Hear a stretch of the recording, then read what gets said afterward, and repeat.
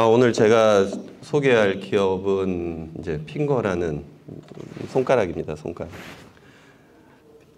회사 양력은 한 20년 됐습니다. 제가 좀 이거 없어도 제가 들릴 것 같으니까. 20년 된 회사고요.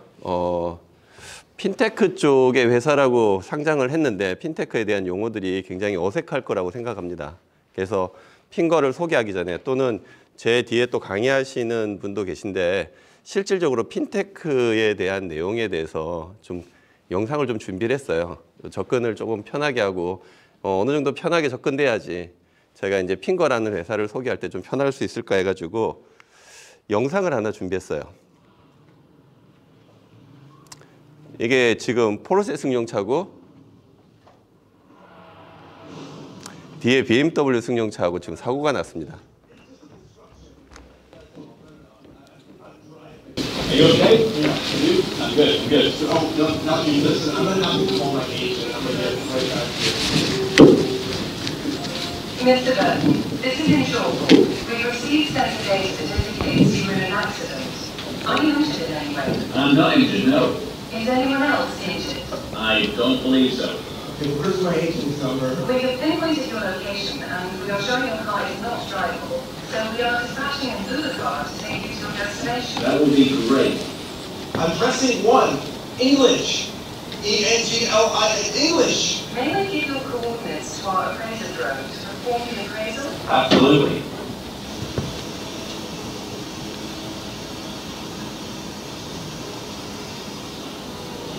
We have received the photos, assessed the damage, authorized the repair, selected a qualified repair facility, and have dispatched a tow truck to take your vehicle to that facility. Perfect.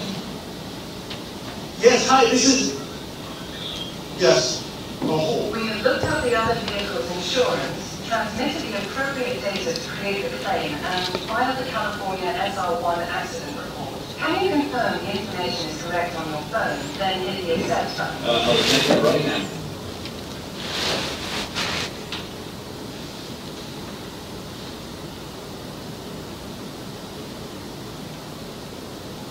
Okay, all done. Thank you. Your Uber car is arriving now. I see it coming. Accident, not payment. Accident. Your tow truck should be there now. Don't forget to leave your keys in the vehicle. Thank you for using InsureCall, powered by Digital Lab. 자, 이게 지금 자동차 보험이죠. 실질적으로 이제 자동차 사고가 났고 둘이서 보험 처리를 하고 있습니다. 그죠? 우리가 알고 있는 자동차 보험이라는 영역입니다. 금융 쪽이죠. 뒤에 있는 BMW 승용차는 우리가 보통 사고 접수할 때 저렇게 콜센터나 아니면 상담 전화를 받는 곳에 전화를 해서 사고 접수를 문의하고, 앞에 있는 포르쉐 승용차는 음성인식이라는 거. 여기 오시는 대표님들이 아마 대부분 자동차에 내비게이션 하면 요새 음성인식으로 많이 하더라고요. 저도 택시를 타고 오니까 아저씨가 음성인식으로 이제 주소지를 입력을 하던데 너무 익숙해졌죠. 나이 많으신 분들이라도. 음성인식이 나오고, 그리고 드론이 나와가지고 가까운 곳에 이제 사진을 찍어서 전송을 하고 자기 PC에서, 자기 스마트폰에서 그 전송된 데이터를 보고, 그리고 뭐가 문제 있는지 알고 우버 차량을 보내고.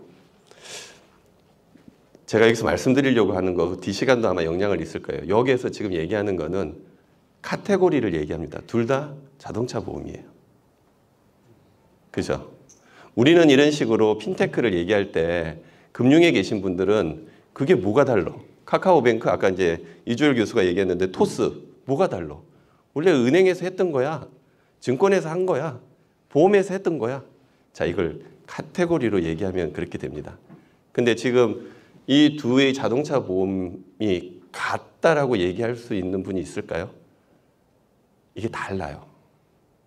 우리가 핀테크라는 얘기를 할 때 우리가 이렇게 뭘 범주를 얘기합니다. 그걸 카테고리라 하는데, 그 범주를 얘기할 때는 기존에 있는 금융회사 또는 기존에 있는 산업을 가지고 그 범주를 얘기합니다. 왜냐하면 아까 포르쉐 승용차 같은 저런 보험은 여태까지 나온 적이 없거든요. 근데 그 나오지 못했던, 우리가 듣보잡이라고 하죠. 듣도 보도 못했던 서비스들.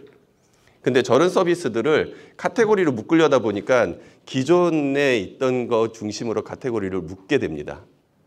핀테크 비즈니스를 하는 기업들을 이렇게 카테고리로 묶게 되면은 별반 차이가 없게 돼요. 토스도 송금하는 거잖아. 뭐가 달라 은행하고. 그렇게 얘기할 수 있습니다. 근데 저런 비즈니스를 생각하고 저런 비즈니스를 만드는 기업들한테 기존 은행이나 기존 보험사하고 똑같은 걸 만들려고 하게 되면은 100점 100패 할 건데 누가 저렇게 만들겠어요? 그래서 잘 안 만들어요. 어떻게 만든다? 기존 금융하고 뭔가 다른 거. 그게 뭐가 다르냐면은 기존 금융회사보다 더 싸게 한다든지 기존 금융회사보다 더 빨리 접근하게 한다든지 기존 금융회사보다 더 쉽게 한다든지 뭔가 남들과 다른 것들을 중심으로 비즈니스를 하기 위해서 회사를 설립합니다.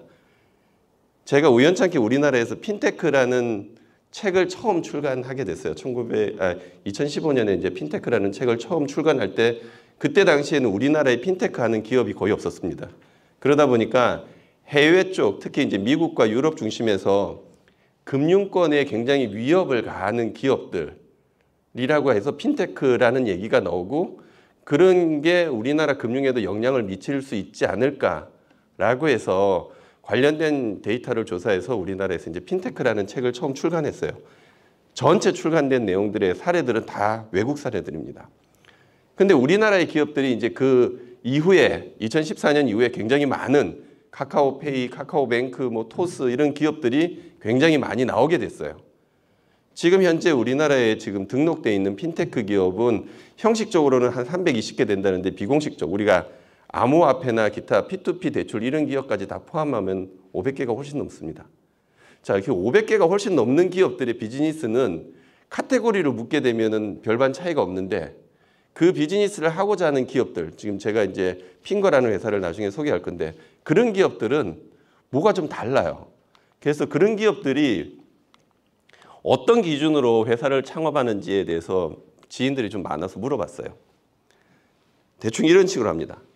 눈에 보이는 것과 경험한 것과 과거와 상식적으로 성공했던 패턴을 그대로 반복하는 거와 공급자 중심으로 내가 했다면은 기존의 금융회사들이나 기존의 산업들한테 100점 100패 할 거니까 이 새롭게 이제 어떻게 보면 비즈니스 생태계를 만드는 핀테크 기업들은 여기에 눈에 보이지 않는 것, 경험하지 못했던 것, 미래는 누구나 똑같은 현상이에요. 아무도 모르니까 미래를 기준으로 소비자 중심에서 접근하는 비즈니스를 만듭니다.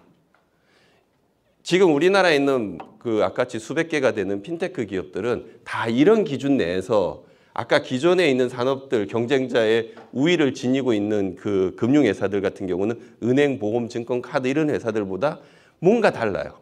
뭐가 다르냐면 싸든가 빠르든가 아니면은 아예 무료로 제공한다든가 아니면 굉장히 쉽든가 뭐 그런 쪽에 남들과 다른 차별화 포인트를 가지고 접근을 합니다.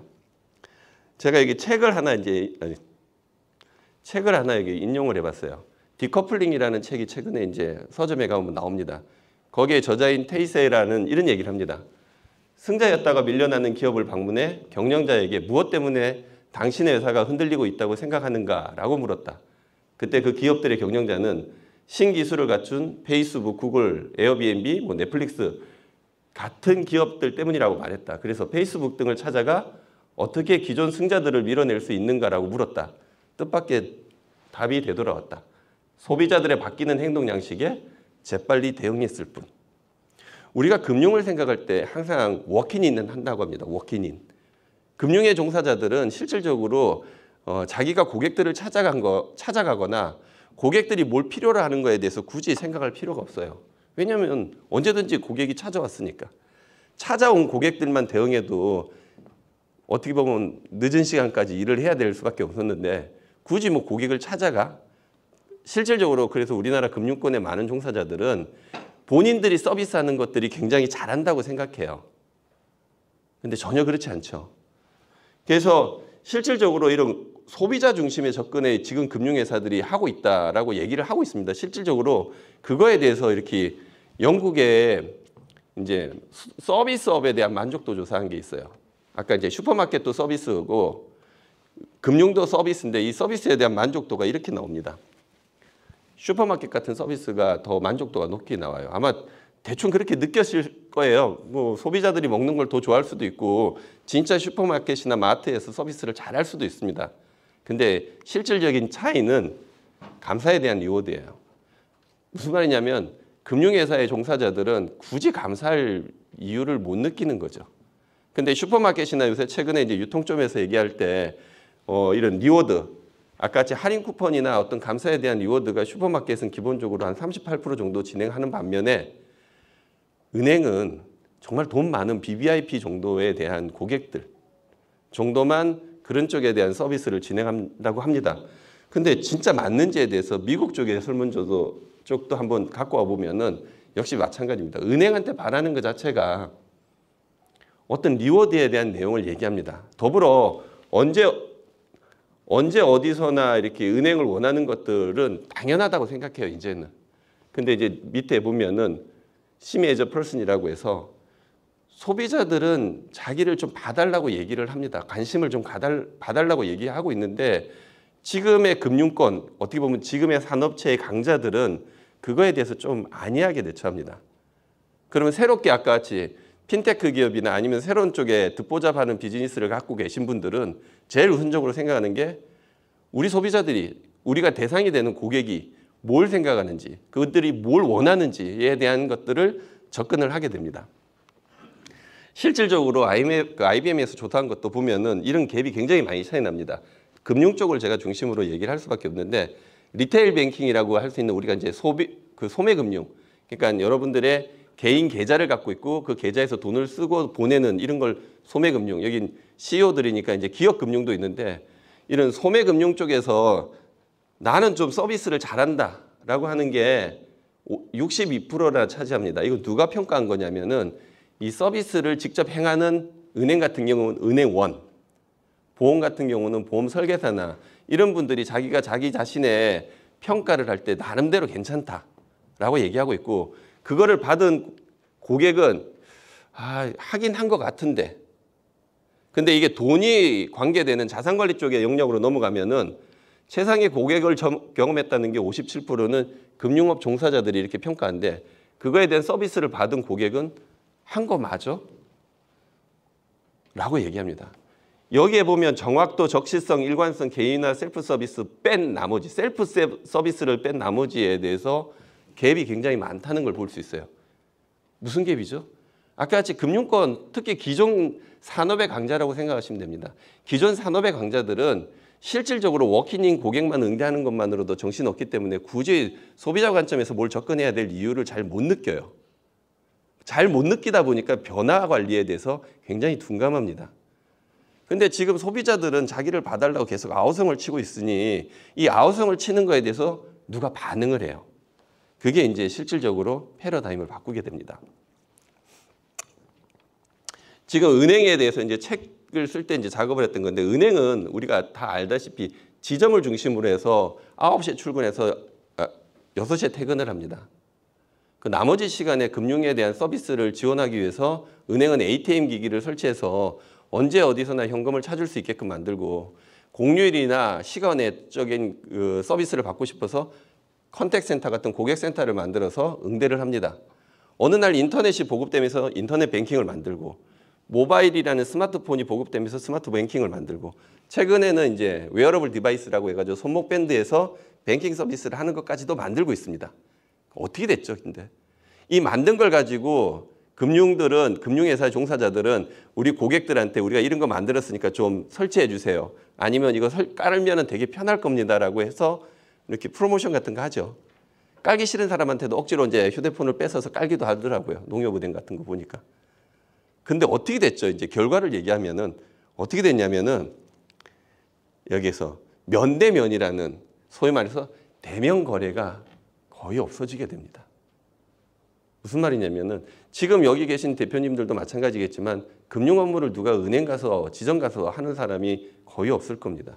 지금 한국은행에서 이번에 코로나 이후에 지금 코로나가 2년차 됐는 마지막 올해 3분기에 그 비대면에 대한 거래를 보면은 거의 93%까지 비대면 거래로 다 이루어진다고 합니다.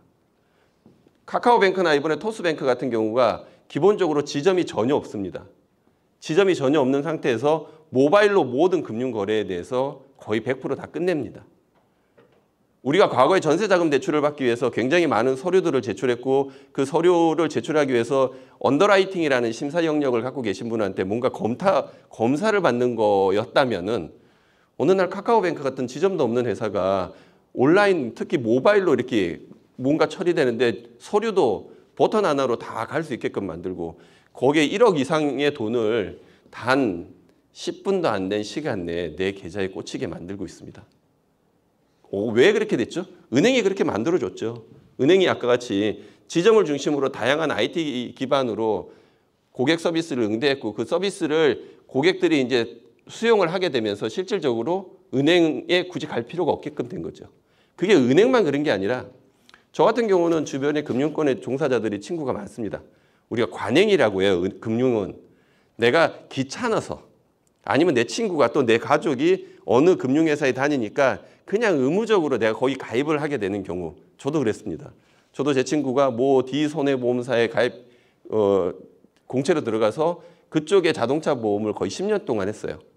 근데 어느 날 어느 카드사에서 자동차 보험 비교 한번 해보시라고 이렇게 픽하고 주말 때 날라왔더라고요. 근데 제가 정말 자동차 보험에 대해서 아무 생각 없다가 할 일이 없으니까 그냥 이렇게 그 비교해보라니까 얼마쯤 나올까 해가지고 클릭을 하는 순간 제가 뭘 느꼈냐면은 자동차 보험에 들어가는 비용에 대한 용어들, 대물, 대손 뭐 이런 것들이 하나도 어색하지가 않게 됐어요. 언제부터인가 내가 자동차 보험에 들어가는 용어들이 하나도 어색하지 않고 그냥 너무 일반 용어가 된 거예요. 그게 자동차 보험만 그런 게 아니라 증권도 그렇고 우리가 알고 있는 금융에 있는 모든 용어들이 과거에는 전문가의 영역이었다면 지금은 너무나 일상이 된 영역으로 바뀌었어요. 그러다 보니까 실질적으로 셀프 뱅킹, 셀프 서비스를 할 수 있는 기관이 만들어지고 이런 환경 내에서 고객은 자기를 봐달라고 얘기하고 있어요. 고객은 자기를 봐달라고 하고 있는데 그 고객을 자기를 봐주지 않고 있습니다. 그래서 금융에 대한 변화가 생깁니다. 아까같이 고객은 자기를 봐달라고 소리 지르고 있고 실질적으로 기존에 있는 은행 같은 산업들은 이 고객에 대한 목소리를 굳이 들을 이유가 없고 워킹인 많이 하니까. 근데 이제 새로운 경쟁자, 우리가 알고 있는 핀테크 기업이 이제 이 안에 들은 새로운 경쟁자들은 이런 고객의 아우성에 대해서 반응을 합니다. 어떻게? 아까 같이 이미 셀프 서비스화가 다 되다 보니까 이런 IT 기반이라는 5G나 디지털 기반의 기술 기반으로 고객이 무슨 얘기를 하는지, 고객이 뭘 원하는지, 고객이 어떤 걸 필요로 하는지에 대해서 반응하기 시작합니다. 그리고 이미 사회에서는 셀프 뱅킹이 거의 90% 이상 되다 보니까 굳이 오프라인에 지점을 두지 않고도 고객의 마음을 충분히 헤아릴 수 있는 그런 환경이 되어 있는 거죠. 그래서 이런 기업들이 이제 국내뿐만 아니라 글로벌 내에서 굉장히 많이 성장을 하게 됩니다. 자, 이런 성장하는 기업에 글로벌의 투자자들은 대거 돈을 투자하기 시작합니다. 성장하는 기업에 돈이 투자가 되고 유입이 되면서 이 기업들은 실질적으로 고객의 어떤 소리에 더 집중을 하게 되고 그러다 보니까 기존의 금융 이 산업에 계신 은행, 보험, 증권 이런 분들이 경쟁하게 됩니다. 긴장하게 되고. 그래서 어떻게 하죠? 이제 되게 쉽죠. 얘를 망하게 만들든가 얘를 아예 사버리든가 아니면 얘를 살살 꼬셔서 조인트 벤처를 만들든가 아니면 얘의 미래 가능성을 보고 지분을 참여하든가. 자, 이런 방식으로 글로벌 은행들은 2015년 이전부터 해왔습니다. 근데 우리나라도 이제 우리나라의 금융에 있는 많은 기업들이 이런 핀테크 기업들을 육성하거나 아니면 지분을 참여하거나 아니면 조인트 벤처를 만드는 이번에 DGB 금융그룹에서 뉴스탁스라는 회사를 아예 지분 70% 이상을 인수했습니다. 과거에는 은행법이라는 게 있어서 스타트업의 기업들한테 15% 이상을 인수할 수가 없었어요. 근데 이제 그것들도 글로벌 내에 이런 변화가 생기는 것들이 우리나라도 크게 다르지 않다는 걸 알기에 우리나라 은행에 있는 높은 분들이 금융위에 찾아가서 은행법을 개정합니다. 개정이 됐죠. 그러다 보니까 스타트업이나 이런 기업들의 지분 70%를 인수하는 것도 가능해진. 이제 어떻게 된 거죠? 어떻게 보면 은행 입장에서는 그게 더 좋은지 모르겠지만 다르게 표현하면은 스타트업이나 아니면 이런 핀테크 기업들이 은행뿐만 아니라 굉장히 글로벌한 VC들이나 이제 투자자들한테 대거 돈을 유입을 받을 수 있는 구조로 만들어지고 있습니다. 그거는 금융산업에 대한 패러다임만 바뀐 게 아니라 우리가 관계되어 있는 전 산업들도 비슷한 유형으로 지금 흘러가고 있습니다. 이게 글로벌 쪽의 핀테크 시장에 대한 동향을 좀 한번 장표를 가져와 봤는데요. 연간 20% 이상씩 성장하고 있습니다. 그리고 실질적으로 그 핀테크 기업의 서비스 침투율, 이 서비스 침투율이라는 게 다르게 표현하면 은행이 가지고 있는 또는 보험이나 증권이 가지고 있는 기존 금융시장을 야금야금 뺏어먹는다고 보시면 됩니다. 저 뺏어먹는 시장에 의해서 기존의 금융시장들에 있는 강자들은 자기 시장의 역할을 남한테 좀 밀어준 게 되고 있고요. 이런 12인사이트라는 컨설팅 회사가 매년 전 세계에서 잘 나간다는 소위 핫하다는 핀테크 기업을 매년 250개를 선정합니다. 그리고 그 선정된 기업들을 이렇게 범주를 이렇게 매깁니다. 이렇게 아까 같이 자동차 보험 같은 범주를 만드는데 이 기업의 하나하나, 저 로고에 들어가 있는 하나하나 기업이 매출 또는 시장 가치가 작게는 몇 천억, 많게는 몇 조. 이제는 저런 기업이 은행을 인수하는 것까지 다가왔습니다. 그래서 이제 산업에 대한 경계가 굉장히 모호해지고 핀테크 기업이 이제 스타트업이 아니라 아까 같이 대규모 자금을 받아서 그 받은 돈 갖고 다른 쪽에 대한 영역을 진출하는 것도 있지만 그 영역에 있는 대표적인 강자를 인수하는 경우도 비일비재하게 생기고 있습니다. 이게 핀테크에 대한 트렌드를 제가 간략하게 설명하고 하는 게 좋을 듯해서 한번 정리해봤습니다. 핀테크 이외의 전통 은행의 고객은 굉장히 이탈이 빨라지고 있고요. 우리나라가 이제 내년도에 마이데이터라고 설명은 좀 길 수가 있는데 우리가 기존에 내 데이터가 은행에 들어가면은 그게 내 데이터가 아니라 은행의 데이터가 됩니다. 근데 그게 그 문제가 되죠. 이제 토스 같은 회사가 이제 만들어졌고 토스 같은 회사가 굉장히 금융 서비스를 잘해가지고 내가 있는 여기 막 신한은행이나 만약에 여기 대구은행 같은 데 있는 고객 데이터를 토스로 이렇게 보내고 싶어요. 내가 토스에서 서비스가 좋은 게 있으니까. 근데 그 과거에는 이렇게 대구은행 같은 데서 내가 보내주기 싫어 이러면 못 보낼 수도 있습니다. 근데 지금은 마이 데이터 시대이기 때문에 내 동의하에 내가 어디에 있든 내 데이터를 내가 원하는 쪽으로 보내는 게 버튼 하나로만 다 갈 수 있게끔 만들어졌습니다. 내년부터는 이게 본격화됩니다. 그러다 보니까 내년에는 금융의 전쟁터가 되지 않을까라는 전문가들의 의견도 있습니다. 그 말은 다르게 표현하면은 소비자들이 원하는 금융 서비스와 금융 상품들이 내년에는 은행이나 보험이나 증권 외에 핀테크 기업이나 빅테크 기업들이 이런 마이 데이터 서비스 영역을 통해 가지고 다양한 비즈니스 영역으로 다가올 것 같고요.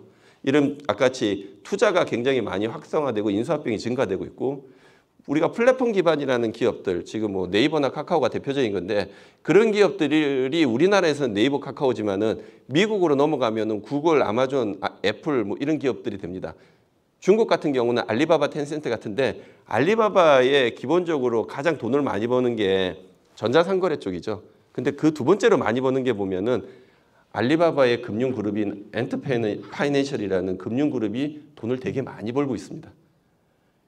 이미 우리나라의 네이버, 카카오가 처음 뭔가 하는 것처럼 보이지만은 실질적으로는 이미 글로벌 내에서 많은 기업들이 이미 시행하고 있고 벤치마킹을 충분히 할 수 있기 때문에 리스크 요인이 거의 없다고 보시면 돼요. 지금 네이버가 뭔가 또는 카카오가 금융 서비스에 안 하는 게 있다라면은 조만간 할 겁니다. 하는 이유가 이미 미국이나 유럽이나 중국 같은 데서 다 했는데 그 회사가 어떻게 했는지 벤치마킹하는 거 그렇게 어렵지 않거든요.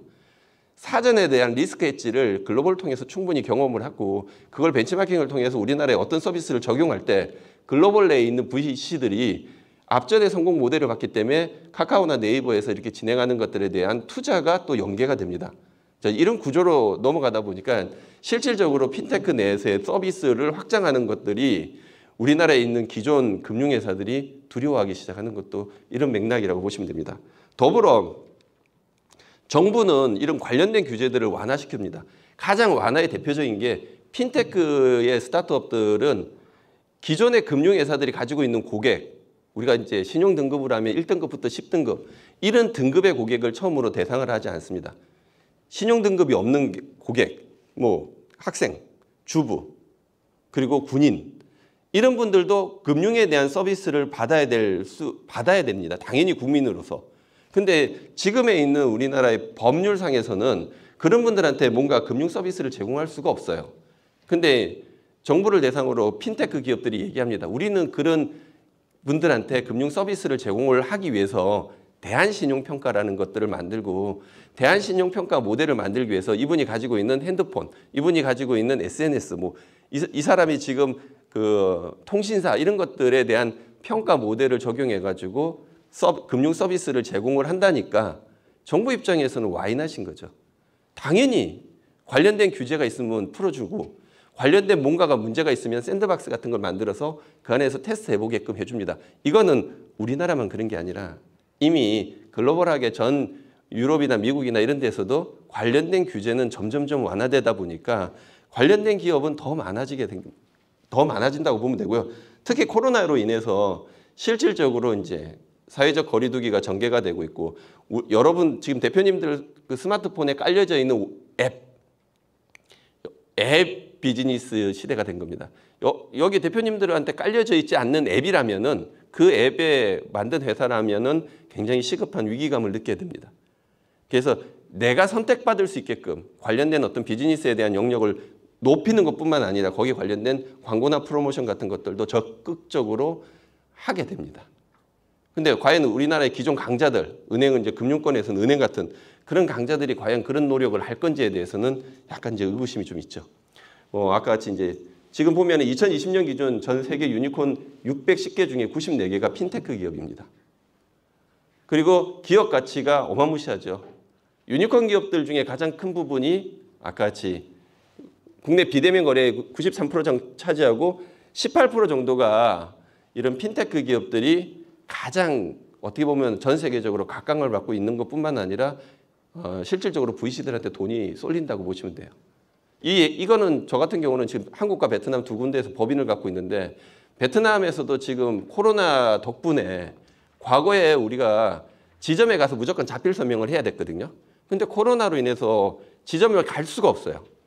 근데 지점에 가서 자필 서명을 하는 게 법으로 정해져 있는데 코로나 때문에 지점에 못 가니까 금융 거래는 이루어져야 되고 그래서 베트남 같은 사회주의 국가에서 관련된 법규를 완화시킵니다.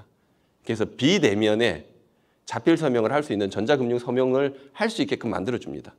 그래서 이런 코로나라는 환경 때문에 실질적으로 앱에 대한 서비스도 굉장히 많이 강화되고 관련된 규제들은 점점점 이제 약화되면서 핀테크와 관련된 비즈니스는 점점 그 영역을 더 넓혀가고 있다고 보시면 돼요.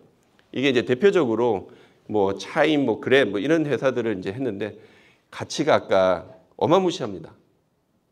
어마무시합니다. 저는 어마무시한 금액들을 가지고 기업의 가치를 평가를 받고 이 평가받은 가치의 기업 지금 토스 아까 이 교수님이 얘기하실 때 토스가 내년도의 기업 가치를 18조 정도 얘기한다고 합니다. 근데 올해 연초에 3천억 정도의 투자를 받았을 때 기업 가치가 8조였거든요.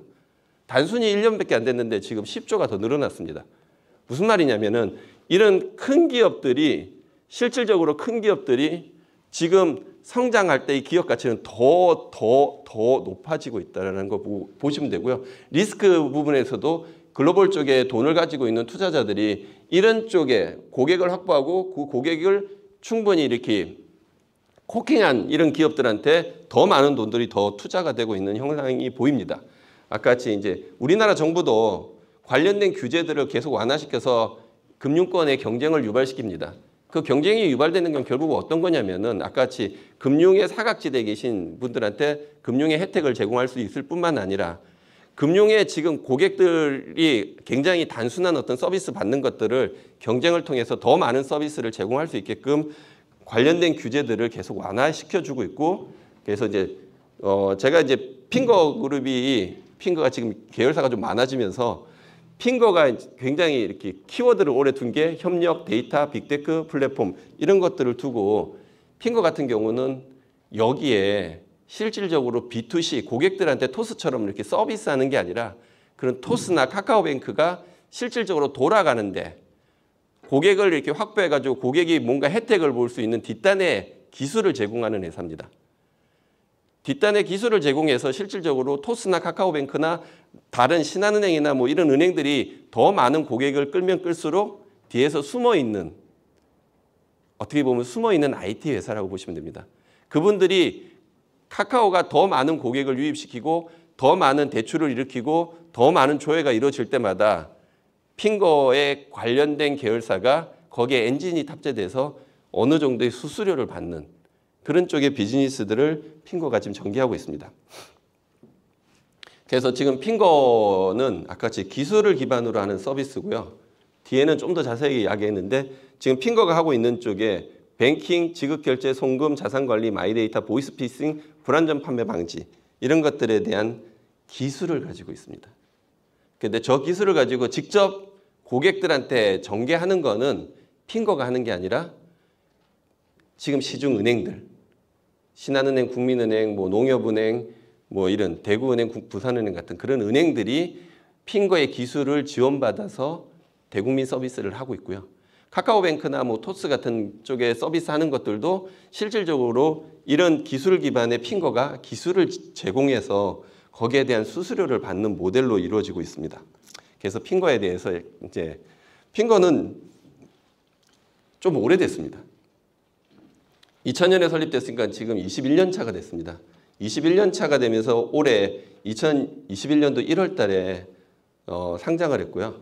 상장했을 당시에는 공모가 16,000원이었는데 따상을 해가지고 상당히 주주로서의 가치를 높게 평가받아서 상당히 기분 좋았는데 최근에 상당히 주가가 많이 떨어졌습니다. 여하튼 핑거는 아까 같이 우리나라에서 최초로 스마트폰을 통해 가지고 금융을 지금 하고 있잖아요. 그거를 처음 개발한 회사입니다. 그리고 핑거가 처음 한 것들이 되게 많은데요. 근데 그걸 핑거 이름으로 한 게 아니라 아까 같이 이제 IBK 기업은행 또는 하나은행 이쪽의 이름으로 고객들한테 오픈될 때 그 기술 기반은 다 핑거가 제공했다고 보시면 돼요. 그리고 핀테크 기업 중에 해외 송금 서비스를 핑거가 처음으로 정부한테 라이센스를 받아서 지금은 이제 해외 송금 서비스 같은 경우를 하는데 지금 26개국 정도의 해외 송금 서비스를 하고 있고 지금 누적으로 해외 송금한 게 한 1,600억 정도 됩니다. 근데 돈을 버느냐? 많이 적자입니다. 이렇게 핀테크 비즈니스가 되게 힘든 이유가 아까 핀테크가 뭐냐면은 파이낸셜하고 테크놀로지에 대한 융합형입니다. 금융이라는 거는 여기 대표님들이 많기 때문에 내가 아는 분한테 돈 빌려주는 것도 되게 어렵잖아요. 그죠? 근데 내가 모르는 분이 돈 빌려달라고 하면은 정말 안 빌려줄 확률이 되게 많죠. 그래서 이 핀테크가 되게 어려운 스타트업입니다. 그래서 핀테크를 생존시키는 게 되게 어려운 이유가 금융이 앞에 붙었기 때문에 그래요. 금융은 뭘 전제를 하냐면은 고객의 신뢰를 기본으로 전제를 합니다. 고객이 돈을 맡겼을 때 안전해야 돼요. 우리가 은행한테 돈을 맡길 때 불안해하지 않잖아요. 안전하다는 게 가장 큰 금융의 기본입니다. 그리고 그 시스템이 검증을 받아야 돼요. 그래서 우리나라에 있는 핀테크 기업들이 생존율이 되게 낮습니다. 그게 뭐 때문에 그러냐면은 안전하고 고객들한테 검증받고 신뢰를 받는 그 기간이 필요해요. 그 기간이 최소한 2, 3년이 갑니다. 그 2, 3년 동안의 시간을 버텨야 되는데 이 버티는 게 되게 어렵습니다. 그러다 보니까 토스의 이승건 대표하고 친분이 좀 있는데 이승건 대표가 한때 투자 받기 전에 하루에 많게는 굉장히 다수의 이런 투자 설명회를 하러 다녔어요. 투자 설명회를 할 수밖에 없는 이유가 토스가 전화번호로 송금할 때마다 은행한테는 송금 수수료를 줘야 돼요. 폰뱅킹 수수료를 주는데 은행에 있는 부행장들 높은 분들은 토스를 그런 식으로 얘기해요. 쟤네들 6개월 있으면 망할 거야. 왜냐하면 버는 건 없는데 나가는 건 있거든요. 명확하게. 근데 버는 거 없이 나가는 것만 있는데 이제 젊은 세대들에 있는 친구들이 20, 30대 친구들이 토스가 전달하는 그 편리함, 쉬운 거 이게 기존의 금융회사 대비 너무 편한 거예요. 그러다 보니까 거기에 굉장히 많은 친구들이 너무 편하다 하다 보니 숫자가 많아진 거고 숫자가 많아지다 보니까 이제 플랫폼에 대한 경제로 넘어가게 됩니다. 지금도 여전히 토스는 적자입니다. 근데 우리가 알고 있는 핀테크 기업들의 대부분은 흑자를 돌아서기까지 시간이 굉장히 많이 걸려요. 왜냐하면 금융이 앞에 붙었기 때문에 그래요. 금융은 고객들한테 기본적으로 안전하고 검증을 받아야 되는데 그 기간 동안 투자라는 것들을 계속 대표와 또는 C레벨의 임원들은 그 서비스를 런칭하고 만들기도 하지만은 그 이후에는 계속 그런 투자와 관련된 활동들을 전개하고 있다고 보시면 됩니다.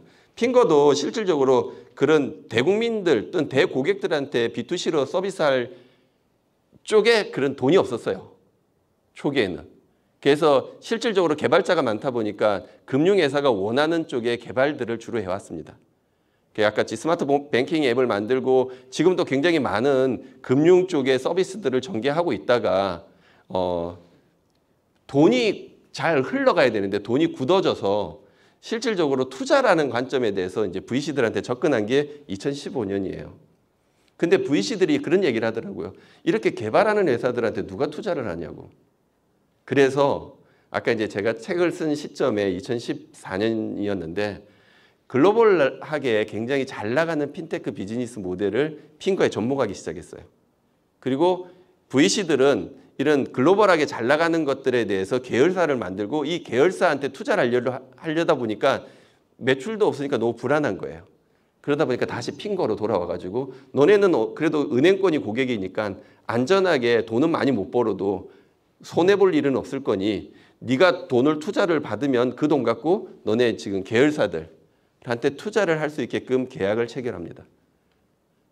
그래서 2015년에 1차 투자를 받고 2년 있다가 또 높은 배수의 두 번째 투자를 받고 그 2년 있다가 2021년도 올해 1월 달에 상장까지 하게 됩니다. 지금은 기업 가치가 2천억에서 3천억 사이가 정도 되고 있고 실질적으로 이제 국내에서 핀테크라는 단어를 쓰고 상장한 몇 개 되지 않는 회사가 되고 있습니다. 지금이 한 46억 정도가 있고 개발자가 지금 212명의 정직원 중에 개발자가 거의 90%입니다. 다르게 표현하면 개발 회사죠. 근데 어떤 영역을 개발하냐? 금융과 아까같이 핀테크에 관련된 영역들을 주로 개발하고 있다고 보시면 됩니다. 임원들이 이렇게 돼 있고요. 핑거가 지금 하고 있는 서비스, 뱅킹 서비스. 뱅킹 서비스를 우리나라 웬만한 시중은행이 지금 우리나라 상업은행이 18개 있는데 핑거의 고객이 18개 다라고 보시면 됩니다. 그중에 우리나라의 4대 은행인 국민은행, 신한은행, 우리은행, 하나은행의 스마트폰으로 뱅킹하는 것들은 다 핑거가 다 구축했다고 보시면 돼요. 두 가지 방법이 있습니다.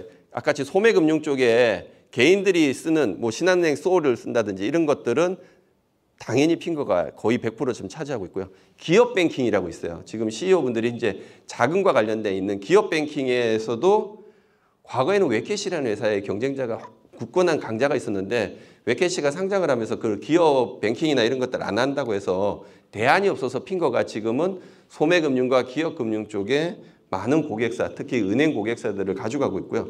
핑거가 상장하게 된 가장 결정적인 게 핀테크의 영역이 아까같이 지금 아까 토스도 얘기했지만 쿠팡 같은 회사가 지금 쿠팡페이를 만들어서 결제를 해준다고 합니다. 토스도 LG페이를 인수했거든요. 그래서 토스페이먼츠라고 해가지고 별도로 만들었는데 삼성전자가 전자회사이긴 하지만 삼성페이를 만들고 있습니다. 자, 그런 걸 다 핀테크 영역에 포함시키거든요. 제조업이나 서비스업, 유통업 이런 기업들이 금융 쪽 영역으로 다 들어오고 있습니다. 근데 금융 쪽 영역으로 들어올 때 금융을 모르잖아요. 제조업만 했고 어떤 데는 유통만 하다 보니까 하나투어 같은 경우 또는 티머니 같은 경우는 교통카드만 했는데 금융을 몰라요. 근데 내가 무슨 결제를 하고 싶은데 금융을 모르니까 어디 누구한테 맡겨야 되잖아요. 자, 이제 핑거가 여기서부터 확장이 됩니다. 금융을 모르는 비금융 산업에 있는 많은 기업들, 특히 고객을 많이 가지고 있는 하나투어 같은 여행 고객을 많이 갖고 있고 티머니 같은 경우는 교통카드 고객을 많이 갖고 있는 이런 고객을 많이 확보하고 있는 그 기업들이 금융업으로 진출할 때 찾는 우리나라의 기술 기업이 몇 개 없어요. 몇 개 없다 보니까 실질적으로 핑거가 금융권 특히 은행권 내에 고객을 가지고 있다가 아까같이 비은행권의 고객까지 이제 흡수하게 됩니다. 더불어 1금융만 하던 게 아니라 2금융인 저축은행, 캐피탈 이런 쪽까지도 흡수하게 되고 최근에는 이제 우리나라에서는 카카오뱅크가 인터넷 전문은행을 설립했고 네이버가 안 만들었다고 하는데 네이버는 일본에 있는 미즈오뱅크를 통해 가지고 라인뱅크를 만들었어요. 하고 대만에 있는 은행하고 합작해가지고 라인뱅크 대만을 만들었고 인도네시아에서도 만들고 태국에서도 만들고 있습니다. 자, 그런 라인뱅크를 만들 때 역시 라인도 네이버 같은 회사의 자회사잖아요. 거기도 금융을 몰라요. 근데 금융에 대해서 뭔가 알아야 되는데 우리나라 같이 이렇게 모바일 금융 환경 내에서 이렇게 잘 나가는 기업에 대표적으로 기술 기업이 우리나라에 별로 없었던 거예요. 그래서 라인뱅크 글로벌을 진행할 때 핑거가 다 서포트를 합니다. 그래서 라인뱅크 오픈할 때 핑거가 앞단에서 모든 금융에 대한 서비스, 웹, 앱, 인터넷 이런 것들을 다 지원을 하게 됩니다. 뭐 카카오뱅크도 고객인데 카카오뱅크 자기 고객이라고 하면 되게 싫어하더라고요. 카카오뱅크가 전세자금 대출이나 이런 것들을 진행할 때 핑거의 계열사의 엔진이 돌아갑니다. 그 엔진이 돌아가는 거에 대해서 카운트를 하고 그 카운트에 대한 비용을 받습니다. 그걸 이제 수수료 모델이라고 하는데 그런 모델을 가지고 있습니다.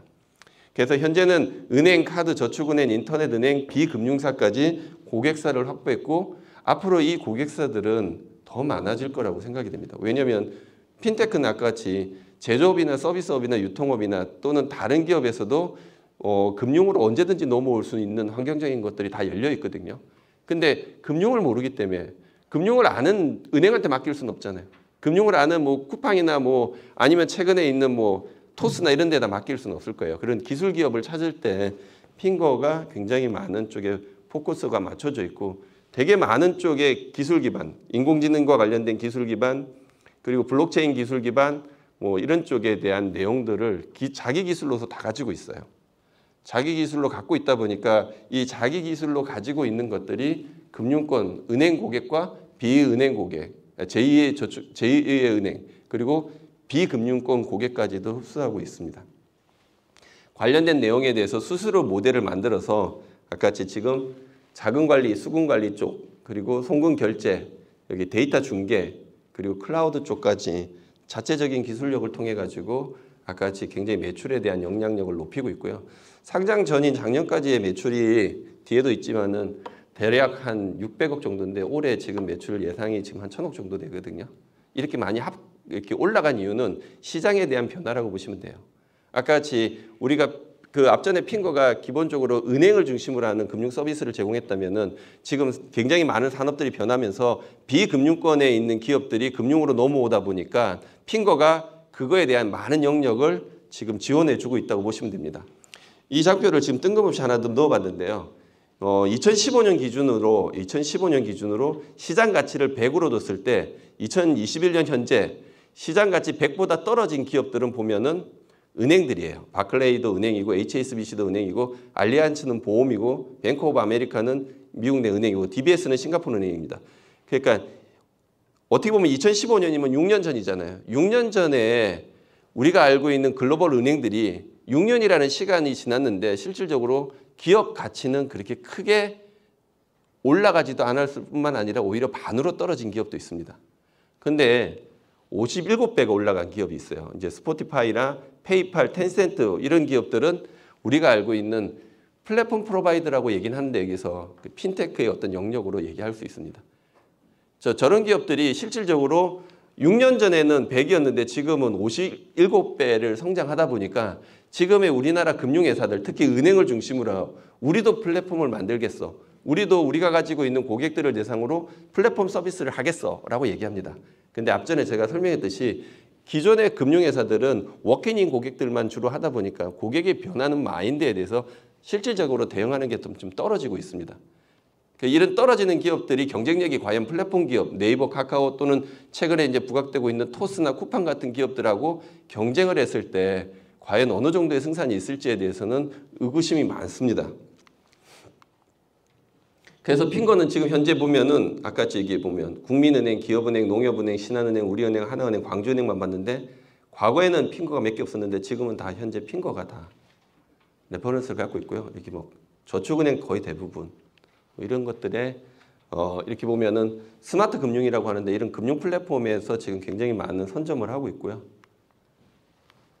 안 넘어갔다.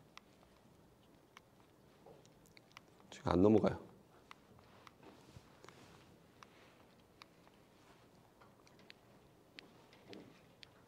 죄송합니다.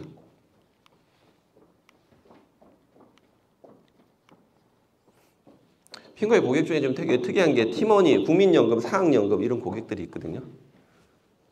그 국민연금과 사학연금에서 이제 돈 관리 같은 거 하잖아요. 돈 관리 같은 거 할 때 시스템을 거의 대부분 다 핑거가 지금 그러니까 많은 돈을 움직이는 쪽에 뒤에 뒷단의 시스템은 핑거가 그 영역을 되게 많이 가져가고 있고요. 이런 기업들은 실질적으로 눈에 잘 안 보여요.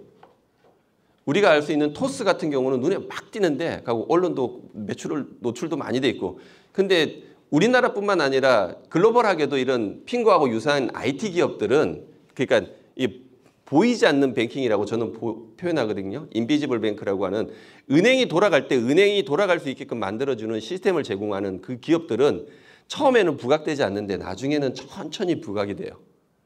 핑거와 유사한 비즈니스 모델을 갖고 있는 미국의 플레이드나 기타 많은 기업들이 지금의 기업 가치가 몇십조 이렇게 되고 있거든요. 그런 것들이 뒷단에 이렇게 풀어보면 매출 구조나 수익 구조를 풀어보면은 토스가 이렇게 잘 나가는데 왜 토스의 돈을 이상한 기업한테 자꾸 뭐가 나가네? 그 이상한 기업은 도대체 뭘까? 그렇게 연구하다 보면은 핑거 같은 기업이 나옵니다. 그러니까 은행이 잘 나가게 되거나 아니면 핀테크 기업이 잘 나갈 때 그 뒷단의 기술을 지원하는 이런 기업들이 최근에 이제 글로벌 내에 최근에 부각되기 시작했고요. 핑거 같은 저런 기술 기업이 실질적으로 이제 상장을 통해 가지고 전개되면서 천천히 오픈된 거죠. 20년 걸렸습니다. 20년 걸린 거예요. 근데 지금 토스 법인 설립한 지 그렇게 오래 안 됐거든요. 최근에 우리가 알고 있는 핀테크 기업들의 법인 설립 연도를 보면은 대부분 다 5년 이내에 대부분 기업들에 속해져 있습니다. 뱅크샐러드 같은 경우도 지금 자산 가치가 뭐 시총 가격 주식이 상장이 안 됐으니까 시장 가치가 거의 3천억이 넘는다고 하던데 법인 설립한 지는 그렇게 오래 안 됐거든요. 근데 20년이 넘은 기업이 이제 부각되는 거는 아까 같이 이제 환경이 굉장히 많이 변한 겁니다.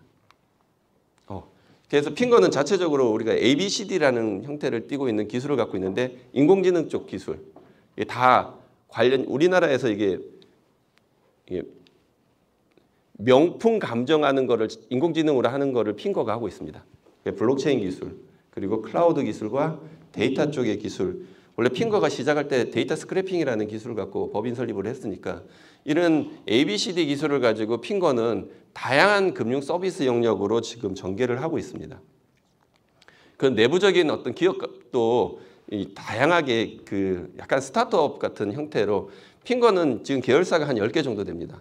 근데 이 계열사 10개가 대부분 내부적인 인큐베이팅을 통해서 성장을 해요. 그러니까 1년 동안 거의 여기 보면 F1 팀이라고 하는데 새로운 아이디어가 나오면 이 F1 팀에서 매번 모임에서 이 비즈니스에 대한 담당자를 선정하고 선정된 담당자는 계속해서 발표를 합니다. 그 발표를 통해 가지고 나머지 계신 분들이 그 발표에 대한 것들을 보완해서 법인을 설립합니다. 법인을 설립할 때 되게 재밌는 거는 핑거는 금융회사 특히 은행하고 많이 가깝다 보니까 법인 설립 전에 은행한테 프리젠테이션 합니다. 그래서 은행이 거기에 대한 투자를 제일 먼저 할 수 있게끔 문을 열어놓습니다. 그래서 핑거의 계열사 중에 은행이 투자한 계열사들이 많습니다. 세상은 오픈되어 있지 않지만 은행이 투자를 통해 가지고 은행의 투자를 맡다 보니까 어느 정도 은행이 인정한 회사가 돼요. 그러다 보니까 2차 투자가 되게 편해지게 있습니다. 이런 하고 있고 핑거가 같이 1금융, 2금융, 공공기관, 일반기관, 통신사, 빅테크 이런 쪽에 레퍼런스를 가지고 있습니다. 제가 영상을 좀 보여주려고 했는데 좀 길 것 같아서 영상 좀 보여드릴까요? 영상을 제가 보여드릴게요. 이거 이거 테슬라의 상하이 자동차의 공장 현황입니다.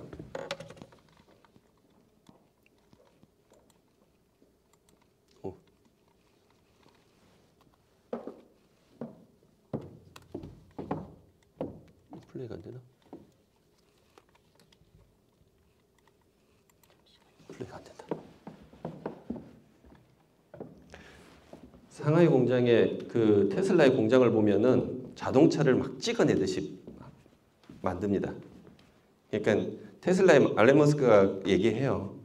이제 자동차가 되게 많은 부품이 들어가잖아요. 근데 테슬라의 자동차인 모델들은 일반적으로 자동차 만드는 거에 부품에 최소한 10분의 1 정도밖에 안 들어가니까 아니. 얘기하고 싶은 내용이 그냥 영상 생략하도록 하겠습니다.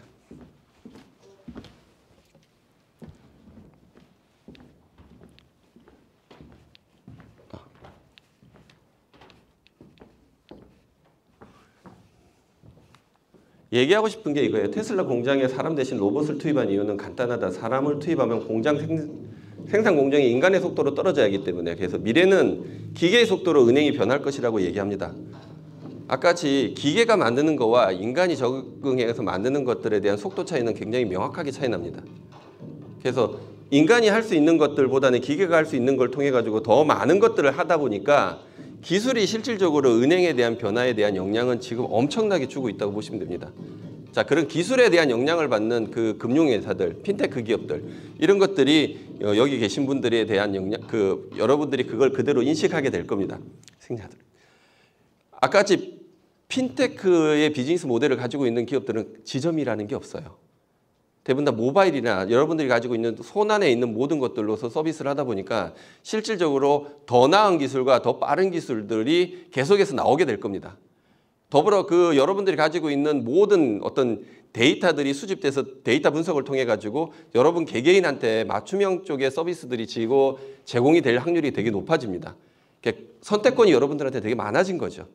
어떤 기업을 선택하든 여러분들 중심에서 선택할 수 있는 기본적인 요건들이 이제 형성이 되다 보니까 내년에는 아까같이 금융에 대한 실질적인 전쟁을 방불케 하는 그런 경쟁이 될 겁니다. 그래서 핑거도 그런 경쟁 구도에 내에서 과거에 B2B 쪽에서 전개했던 것들을 B2B 쪽으로 실질적으로 핑거도 이번에 마이 데이터 사업자로 선정이 됐어요. 그래서 고객들한테 실질적으로 다가설 수 있는 비즈니스 모델들을 만들어서 고객들한테 접근하려고 준비를 하고 있습니다. 핑거가 지금 2017년부터 지금까지 거의 22%씩 매년 성장하고 있고요. 영업이익률도 거기에 맞춰서 이어가고 있습니다. 같이 이제 핀테크라는 마이데이터 사업자가 있고 스마트 금융 핀디, 매출 채권과 관련된 소상공인들 지원하는 마이엘리, 블록체인 쪽에 관련된 마이 크레딧 체인, 요새 지금 메타버스가 굉장히 유행하는데 메타버스인 피펀즈 이런 쪽을 회사의 자회사로 가지고 있습니다. 그 외에 더 많은데 대표적으로 최근에 잘 나가고 투자를 많이 받다 보니까 저런 회사들만 지금 얘기했고요. 특히 최근에 이제 독도버스라는 걸 메타버스 서비스를 금융화 시켜가지고 지금 전개하고 있는데 상당히 많은 쪽에 지원을 받고 있습니다. 글로벌 쪽에 제가 주로 하고 있지만은 이제 베트남과 인도네시아 쪽에 진출을 했고 대만에 이제 아까 라인뱅크를 통해 가지고 이미 글로벌 내에서의 대만 그리고 베트남 그리고 인도네시아 쪽에서 핑거의 그 기술과 이런 것들을 접목하고 있습니다. 이런 것들을 통해 가지고 핑거가 꿈꾸는 게 이제 디지털 종합 금융 플랫폼으로 나름대로 은행이 하지 못하는 부분에 대한 틈새를 찾아가지고 은행하고 경쟁하지는 않고 우리는 은행 산업을 20년 동안 영위하다 보니까 은행이 하지 못하는 쪽에 거의 모든 것들에 대한 초점을 맞추고 접근을 하고 있습니다. 핑거가 꿈꾸는 게 이게 영상을 통해 가지고 이제 끝내도록 하겠습니다.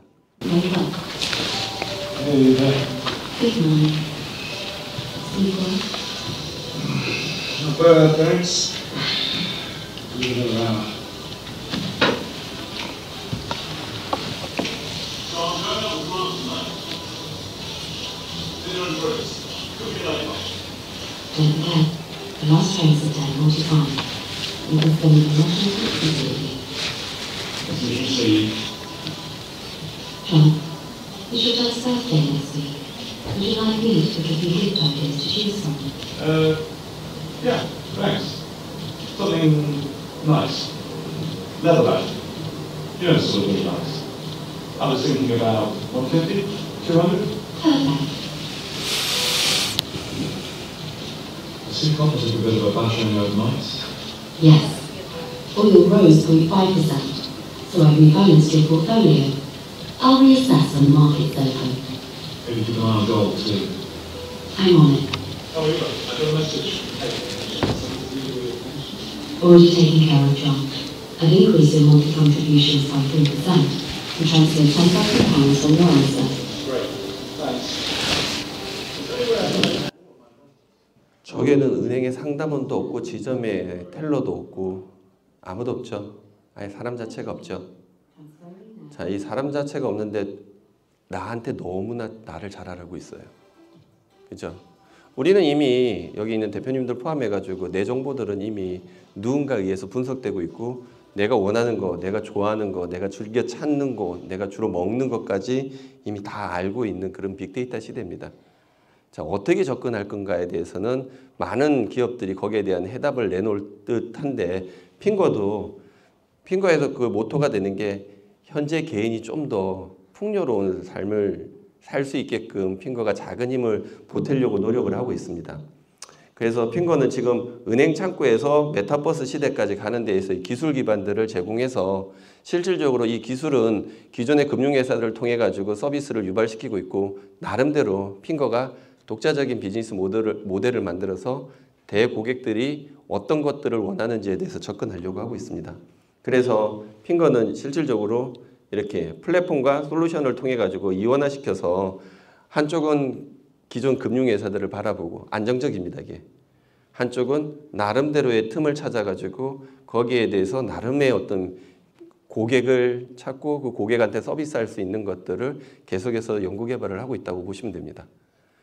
그래서 핑거가 상장되고 앞전에 2번의 투자를 받다 보니까 소위 말해서 실탄이 조금 있어요. 실탄이 조금 있다 보니까 우리가 알고 있는 큰 기업하고 다르게 핑거는 IT로서 그냥 기술 개발 회사로 쭉 성장하다 보니까 실탄이 있으면 뭐 하냐면은 투자를 하는 게 아니라 인수합병을 합니다. 핑거가 못하는 기술 분야에 대해서 아까 메타버스에 있는 피펀즈 같은 경우도 핑거가 실질적으로 게임 회사 출신이 만든 회사를 지분 참여를 통해서 계열사로 편입을 시키고 그 안에 핑거 인력들을 같이 동반시켜서 새로운 어떤 금융과 메타버스를 만드는 그런 형태의 비즈니스를 계속해서 넓혀 나갈 것 같습니다. 그래서 지금까지는 전반적으로 매출 규모도 상당히 안정적으로 높고 종업원들도 많이 그 빅테크나 다른 쪽에 많이 빠지긴 했지만 여전히 200명 넘는 수준의 개발자를 가지고 있는 어떻게 보면 국내 유일한 특히 모바일 개발자거든요. 핑거의 개발자들은. 모바일 개발자로 200명 있는 기업은 아마 국내에서는 핑거밖에 없을 거라고 제가 확신을 하고 있습니다. 그래서 아마 더 나은 쪽에 금융을 지원하기 위해서 핑거의 기술적인 개발 능력과 그리고 거기에 대한 서비스에 대한 지원은 아마 기대해도 괜찮지 않을까라고 생각이 됩니다. 감사합니다.